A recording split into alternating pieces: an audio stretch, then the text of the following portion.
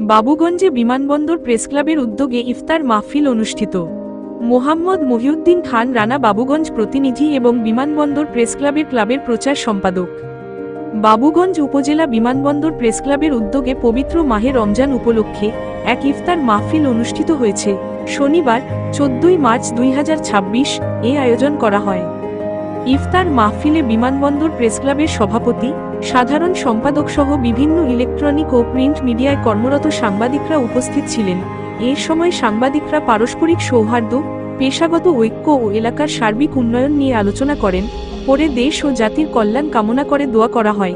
ইফতার মাহফিলটি রহমতপুরের কামিনী রেস্টুরেন্টে অনুষ্ঠিত হয়। অনুষ্ঠানে উপস্থিত সবাই ভবিষ্যতেও এমন মিলনমেলার আয়োজন অব্যাহত রাখার প্রত্যাশা ব্যক্ত করেন।